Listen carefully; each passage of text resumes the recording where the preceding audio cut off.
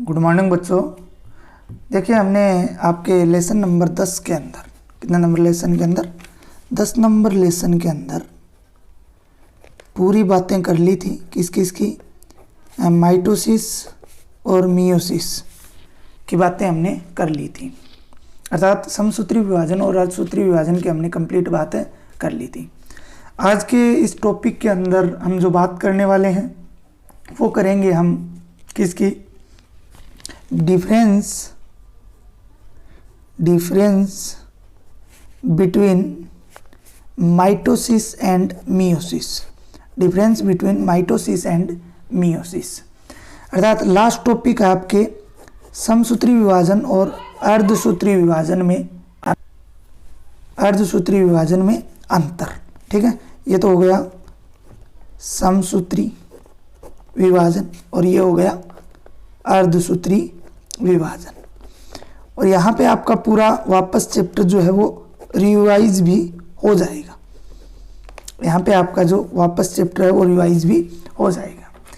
देखिए प्यारे बच्चों, अंतर पढ़ने के लिए हमेशा याद रखना टेबल जो है वो बनी हुई होनी चाहिए। टेबल जो है वो बनी हुई होनी चाहिए, साफ सुथरी जो है वो टेबल बनी हुई होनी चाहिए। स्केल नहीं है आपके पास, अगर पेन है तो इस प्रकार आप लाइनें जो है वो खींच सकते हैं। ठीक है, टेबल जो है वो पूर्णतया आपकी बनी हुई होनी चाहिए, तभी आपको पूरे नंबर जो है वो मिलेंगे। देखिए बात करते हैं। ठीक है, इसके बाद में आपका चैप्टर जो है वो कंप्लीट हो जाएगा। चैप्टर क्या हो जाएगा? कंप्लीट जो है वो हो जाएगा। उसके बाद में हम अगले चैप्टर की बात करेंगे, कौन सा शुरू करना है। ये हो गया यहाँ पे सीरियल नंबर। देखिए पहला अंतर, पहले अंतर के अंदर आप लोग परिभाषा लिख सकते हो। क्या लिख सकते हो? दोनों की परिभाषा दे सकते हो। ठीक है, तो परिभाषा के अलावा अगर हम बात करें तो आप लोग ये बता सकते हो समसूत्री विभाजन जो है, पहले परिभाषा ही देखते हैं। समसूत्री विभाजन की मैंने परिभाषा बताई थी, जो कोशिका है द्विगुणित होती है, इसमें विभाजन से दो कोशिकाएं बनती हैं और ये दोनों कोशिकाएं भी क्या होंगी? द्विगुणित होंगी। अर्थात मातृ कोशिका में जितने गुणसूत्र होंगे उतने ही गुणसूत्र किसमें होंगे? पुत्री कोशिका में होंगे। उतने ही गुणसूत्र किसमें होंगे? पुत्री कोशिका में होते हैं। अर्थात इसमें 46 हैं तो 46 ही इनके अंदर होंगे। ऐसा विभाजन क्या कहलाता है? समसूत्री या माइटोसिस विभाजन कहलाता है। जबकि मियोसिस, इसके अंदर कोशिका जरूर, मातृ कोशिका जरूर द्विगुणित होती है। क्या होती है? मातृ कोशिका जरूर द्विगुणित होती है, लेकिन इससे बनने वाली जो कोशिकाएं हैं उनमें गुणसूत्रों की संख्या अपनी मातृ कोशिका से क्या रह जाती है? आधी रह जाती है। गुणसूत्रों की संख्या मातृ कोशिका से क्या रह जाती है? आधी गुणसूत्र संख्या जो है वो हो जाती है। तो अंतर हो गया ना, यही परिभाषा होती है। ठीक है ना, इसके अंदर गुणसूत्रों की संख्या मातृ कोशिका के समान थी और इसके अंदर अलग थी। तो ये तो हो गया पहला अंतर। ठीक है, दूसरे अंतर की बात करते हैं। 2 नंबर अंतर क्या होगा? देखिए प्यारे बच्चों, 2 नंबर समसूत्री विभाजन, मैंने आपको बताया था कि समसूत्री विभाजन जो है वो कायिक कोशिकाओं में होता है। किस में होता है? कायिक कोशिकाओं में होता है। कौन सी कोशिकाओं में होता है? कायिक कोशिकाओं में होता है। लेकिन ये कायिक कोशिकाओं इंग्लिश में बात करें तो वेजिटेटिव रिप्रोडक्शन बोला जाता है, वेजिटेटिव सेल्स जो है वो बोला जाता है। इसके अलावा अगर हम अर्धसूत्री विभाजन की बात करें तो अर्धसूत्री विभाजन जो है वो जनन कोशिकाओं में होता है। किन कोशिकाओं में होता है? जनन कोशिकाओं में संपन्न होता है। कौन सी? जैसे आप बोल सकते हो रिप्रोडक्टिव सेल, इनके अंदर ये संपन्न होता है। जैसे युग्मक जनन की क्रिया होती है, जैसे युग्मक जनन की क्रिया, जिनमें एक तो होती है शुक्र जनन, ठीक है, और एक होती है अंड जनन। एक कौन सी होती है? अंड जनन। इनके अंदर कौन सा विभाजन होता है? अर्धसूत्री विभाजन ही होता है, अर्थात ऐसा विभाजन जनन कोशिकाओं में होता है। तो ये दूसरा अंतर हो गया। तीसरे अंतर की बात करते हैं कि तीसरा अंतर क्या होगा।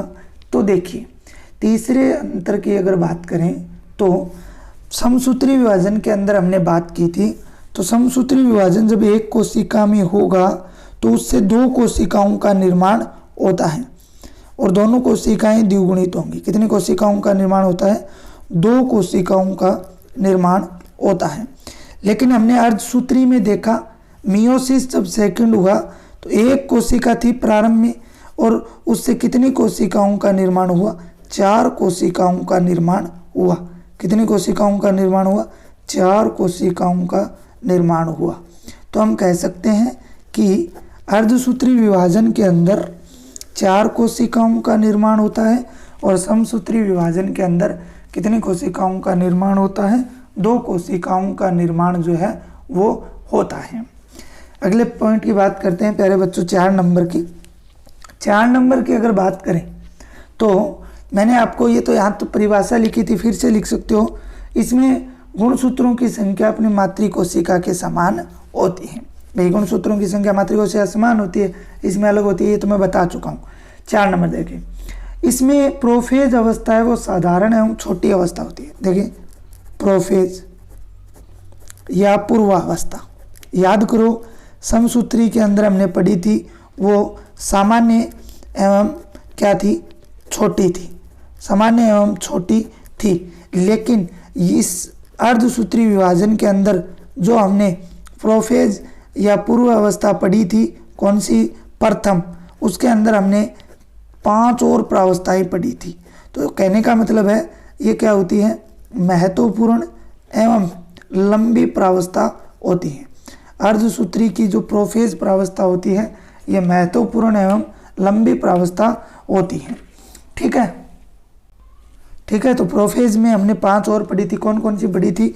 याद होंगी आपको। एक तो डिप्लोटीन, पेक्टीन, डाइकाइनेसिस, लेप्टोटीन, ठीक है, एक जाइगोटीन। 5 प्रावस्थाएं पढ़ी थी, कौन कौन सी? एक तो पढ़ी थी पेकेटीन, एक पढ़ी थी जाइगोटीन, एक पढ़ी थी लेप्टोटीन, एक पढ़ी थी डाइकाइनेसिस और एक पढ़ी थी डिप्लोटीन। ठीक है, इसलिए ये क्या होती है? बड़ी प्रावस्था होती है और महत्वपूर्ण प्रावस्था होती है। बात करें समसूत्री विभाजन के अंदर सिनेप्सिस की क्रिया नहीं होती है। कहीं भी हमने समसूत्री विभाजन में सिनेप्सिस की जो क्रिया थी वो नहीं पढ़ी थी। सिनेप्सिस की क्रिया जो है वो नहीं होती है। क्या है? नहीं होती है। जबकि इसके अंदर सिनेप्सिस की क्रिया होती है। सिनेप्सिस की क्रिया कहाँ हुई थी? जाइगोटीन प्रावस्था में होती है। जाइगोटीन प्रावस्था में हमने क्या पढ़ी थी? जाइगोटीन प्रावस्था में क्रिया होती है।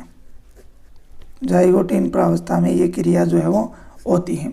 ठीक है, इसके बाद अगर हम बात करें 6 नंबर अंतर की, तो प्यारे बच्चों जीन विनिमय नहीं होता। माइटोसिस के अंदर जो क्रॉसिंग ओवर है, जीन विनिमय की क्रिया थी वो हमने नहीं पढ़ी थी। जीन विनिमय, क्रॉसिंग ओवर की क्रिया जो थी वो नहीं होती है, जबकि इसमें क्रॉसिंग ओवर की जो क्रिया थी वो होती है। क्रॉसिंग ओवर की क्रिया जो थी वो प्रेजेंट थी। ठीक है, और लास्ट अंतर की बात करते हैं 7 नंबर। किसकी बात करते हैं? लास्ट अंतर की। तो प्यारे बच्चों इस समसूत्री विभाजन में एक गुणसूत्र में 2 क्रोमेटिड होते हैं। कितने? एक गुणसूत्र में 2 क्रोमेटिड होते हैं। कितने क्रोमेटिड होते हैं? 2। लेकिन इसके अंदर 2 समजात गुणसूत्र आपस में जुड़कर 2 समजात गुणसूत्र क्या है? आपस में जुड़कर एक संरचना बनाते हैं जिसे युगली कहा जाता है। बाइवलेंट या फिर इसे क्या कहा जाता है? युगली कहा जाता है। तो प्यारे बच्चों इस प्रकार से आपका चैप्टर नंबर 10 जो है वो कंप्लीट हो जाता है। चैप्टर नंबर 10 जो है वो क्या हो जाता है? कंप्लीट हो जाता है 13/12/2020 को। अब हम 14/12/2020 को। अब हम जो बात करेंगे, किसकी बात करेंगे? आगे अगले चैप्टर की बात करेंगे जिसमें आपके 11 नंबर चैप्टर हटा दिया गया है, 12 नंबर हटा दिया गया है। 13 नंबर चैप्टर की जो है वो बात करेंगे। कितने नंबर चैप्टर की? 13 नंबर चैप्टर की बात करेंगे। उच्च पादपों में प्रकाश संश्लेषण, फोटोसिंथेसिस इन हाई प्लांट्स। उच्च पादपों में प्रकाश संश्लेषण की जो क्रिया है उसकी बात करेंगे। आज के लिए इतना ही, धन्यवाद।